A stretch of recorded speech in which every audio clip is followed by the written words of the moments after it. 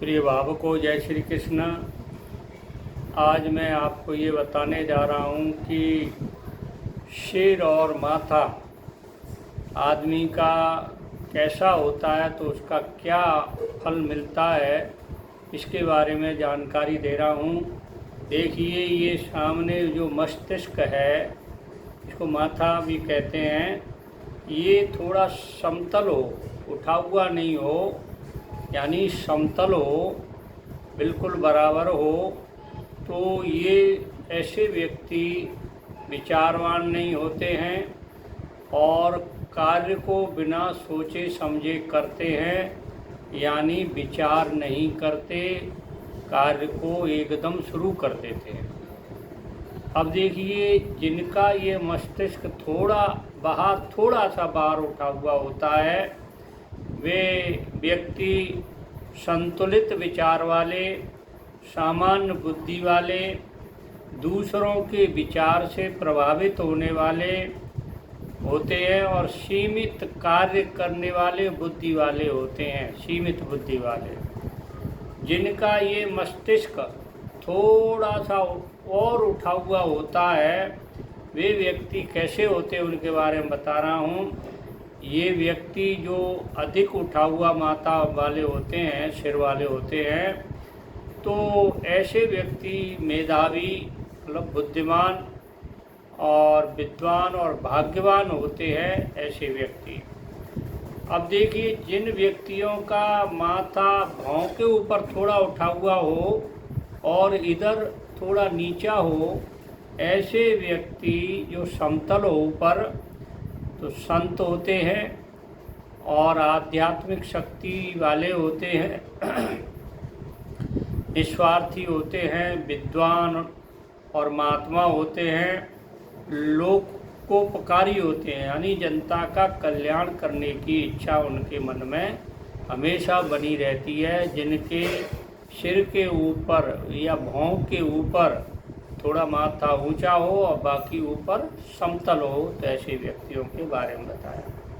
अब देखिए, उन व्यक्तियों के बारे में बता रहा हूँ जिनका सिर पीछे से उठा हुआ हो, फूला हुआ हो, या सिर, ठीक है ना, तो ये पीछे से उठा हुआ हो और सामने वाला जो भाग है ये साधारण हो, यानी समतल स्थिति का हो, तो वे लोग जो है गहन विचार करने वाले होते हैं और तत्काल कार्य करने वाले नहीं होते हैं। उस कार्य पर बहुत विचार करने के, सोच विचार करने के बाद में उस कार्य को करने का निर्णय लेते हैं। जब तक उनको ये शीघ्र निर्णय नहीं लेते, जब तक उनको सामने से ये कुछ मालूम हो जाएगा, हाँ ये कार्य करना चाहिए, तभी उस कार्य को करते हैं। अगर ये सिर पीछे से उठा हुआ हो और सामने माथा थोड़ा उठा हुआ हो, ऐसे व्यक्ति मतलब विचार बुद्धि वाले होते हैं, सही निर्णय लेने वाले होते हैं और बुद्धिमान होते हैं, दूसरों के मार्गदर्शक होते हैं, मतलब दूसरों का मार्ग प्रशस्त करते हैं, अच्छा मार्ग उनको बताते हैं, यानी दूसरों को अच्छी सलाह देने वाले होते हैं। अब देखिए, ये सिर जो है चपटा हो, यानी यहाँ से उठा हुआ न हो, चपटा सिर हो और कानों की तरफ थोड़ा उठा हुआ हो, ऊपर से चपटा, कानों की तरफ उठा हुआ, तो ये ऊपर थोड़ा कम और सामने माथा उठा हुआ हो, ऐसे व्यक्ति सांसारिक होते हैं, कूटनीतिज्ञ होते हैं, मायावी होते हैं। मायावी मतलब अंदर कुछ बाहर कुछ, ठीक है ना, चतुर होते हैं, धनी होते हैं, नेता होते हैं और या श्रेष्ठ अधिकारी होते हैं ऐसे व्यक्ति, और युक्तिपूर्ण कार्य करने वाले हैं, मतलब अच्छा कार्य करते हैं, जिसका फायदा मिले वही काम करते हैं। किंतु ऐसे व्यक्तियों को माता पिता का सुख नहीं मिलता, यानी ऐसे व्यक्तियों को माता पिता के सुख में कमी आती है।